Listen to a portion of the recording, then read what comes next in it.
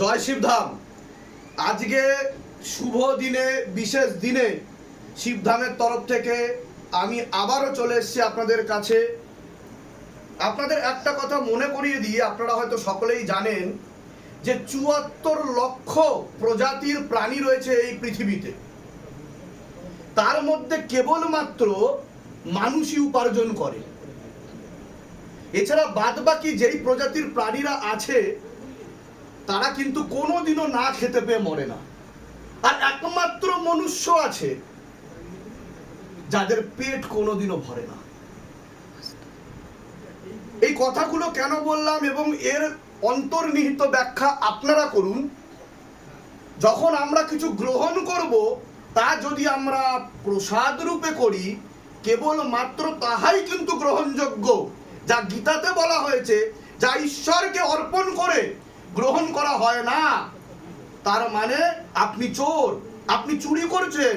কারণ এই বিশ্ব ব্রহ্মাণ্ডে সবকিছু তারই সৃষ্টি আর সবকিছু তারই জিনিস। তো তাকে স্মরণ করেই সব সময় কিন্তু আমাদের ভোগ করা উচিত। আজকে অনেক দূর দূরান্ত থেকে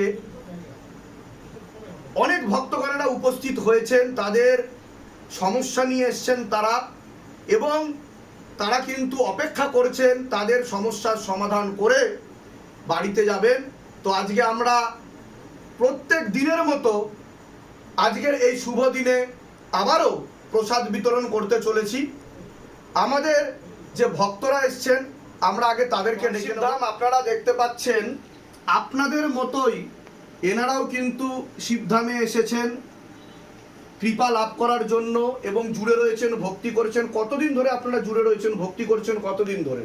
আমি বাবা 2023 সাল থেকে আপনি যেদিন দুর্গাপুর গিয়েছিলেন, হ্যাঁ, সেই দিন থেকে আপনার প্রথম আমি দর্শন পেয়েছি এবং আচ্ছা পায়ের চুমু পেয়েছি। আচ্ছা, তারপরে আমাদের জীবনের উপর দিয়ে প্রচুর ঝড় ঝাপটা যাচ্ছে। তা শিবধামে এসে কি আপনি বিন্দু মাত্র কৃপা বুঝতে পেরেছেন যে শিব শম্ভু আপনাকে কৃপা করছে? বিন্দু মাত্র নয়, বাবার দয়ায় এই অনেক অনেক ফল। বাহ বাহ। এবং আমার বিশ্বাস ভীষণ, আমি ছোটবেলা থেকেই শিবের ভক্ত। আমি দ্বাদশ জ্যোতির্লিঙ্গর প্রায় 10টা আমি দর্শন করে ফেলেছি। বাহ বাহ বাহ, খুব ভালো খুব ভালো। 2-3টা বাকি আছে আমার। এমনকি আমি তারকেশ্বর ধামে 12 বছর জল ঢেলেছি পায়ে হেঁটে একদম।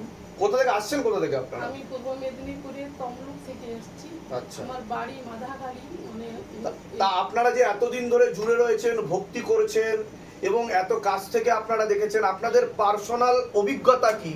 যে ধামে এসে কি আপনাদের প্রচুর টাকা খরচা হয়ে গেছে, বা এখান থেকে এমন কিছু আপনারা নিয়েছেন যার জন্য প্রচুর টাকা খরচা হয়েছে বা ব্যয় হয়েছে, বা কেউ কোনোদিনও জোর করেছে আপনাকে? আপনি কি বলবেন? কারণ এমন অনেক ভক্তগণেরা রয়েছে যে এখনো অবধি সে পৌঁছাতে পারেনি ধামে, তারা অ্যাপয়েন্টমেন্ট পাচ্ছে না, কারণ অ্যাপয়েন্টমেন্ট পাওয়াটাই হচ্ছে টাফ। তো আপনাদের অভিজ্ঞতাটা কি, আপনি যদি সেটা বলতেন? না, এখানে তো বিন্দু মাত্র পয়সার কোনো লোভ নেই। তাছাড়া শিবশম্ভুর কৃপা না হলে অ্যাপয়েন্টমেন্ট পাওয়াও যায় না। ঠিক, সেটা আমি 5-6 মাস পরে অ্যাপয়েন্টমেন্ট পেয়েছি, এবং পেয়ে আমি গৃহবন্ধন সমস্ত কিছু নিজের ইচ্ছাতেই নিয়েছি, এবং নিয়ে আমি তার উপকারও পেয়েছি। আর কি কি কৃপা অনুভব আপনি বুঝতে পেরেছেন, যদি একটু বলতেন, যেটা আপনার মনে হয়েছে যে শিব শম্ভু কৃপা করেছে? কৃপা শুনুন, আমি বাবা আমি মানে ভীষণ ভীষণ ঋণী আচ্ছা, আপনার কাছে আর বাবার কাছে।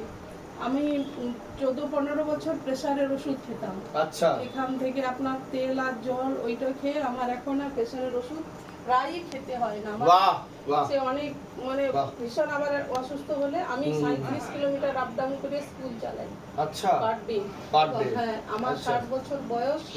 এই অবস্থায় আমি যে পরিমাণে পরিশ্রম করি, একটা মানে 30 বছরের মেয়েও তা পারবে না।